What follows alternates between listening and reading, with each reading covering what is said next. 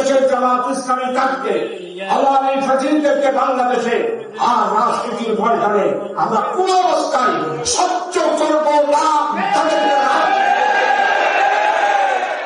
আওয়ামী লীগ আর বাংলাদেশের রাজনীতি করতে যদি চাই, আমরা জামাত ইসলামের প্রত্যেকটা কর্মী নিজের বুকের তাজা রক্ত দিয়ে দেব। আওয়ামী লীগকে আর রাজনীতি করতে চাই।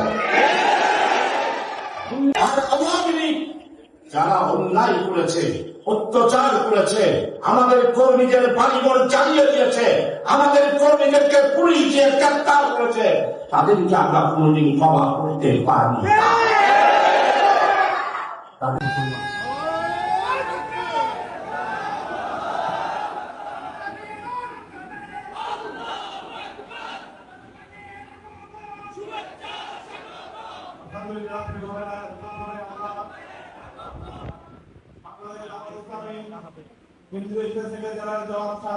আমরা বক্তব্য শুনলাম।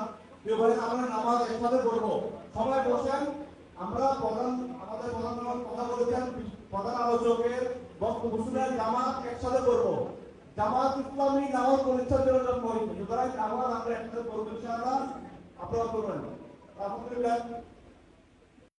এ পর্যায়ে আজকের এই কর্মী সম্মেলনের প্রধান বক্তার বক্তব্য পেশ করছেন বাংলাদেশ জামাত ইসলামী কেন্দ্রীয় কর্ম পরিষদের অন্যতম সদস্য, চট্টগ্রাম মহানগরীর সাবেক আমির, আমাদের সকলের শ্রদ্ধাভাজন আলহাজ শাহজাহান চৌধুরী এমপি। আলহাজ শাহজাহান চৌধুরী এমপি।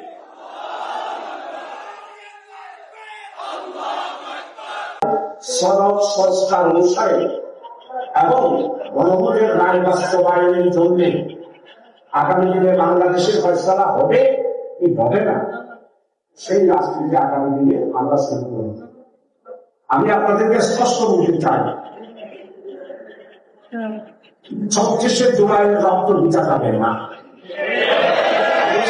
মুদ্রা ফয়সাল সঙ্গে রক্ত ভিজা যাবে না, শহীদ উসমান হাবিব রক্ত ভিজা যেতে পারে না। জুলাই সনদ অনুসারে আগামী দিনে বাংলাদেশে অবশ্যই সংশোধন বুঝি না, অবশ্যই সংস্কার করতে হবে জুলাই সনদ অনুসারে।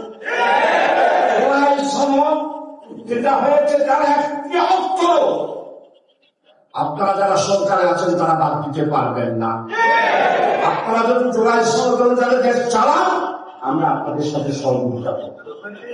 আর যদি জুলাই সনদের ব্যাপারে ষড়যন্ত্র করেন, তাহলে আমরা রাজপথ ছাড়বো না, রাজপথ আমাদের দখলে রাখতে আমরা পার্লামেন্ট আন্দোলন করবো, রাজপথ আমরা আন্দোলন করবো।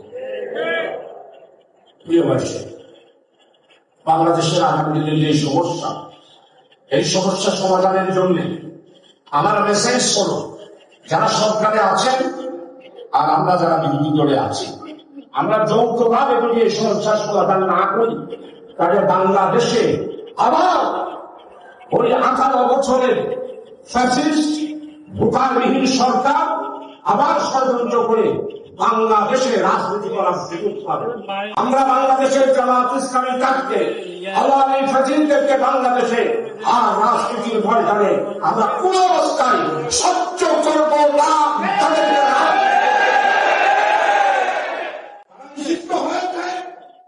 বাংলাদেশের রাজনীতি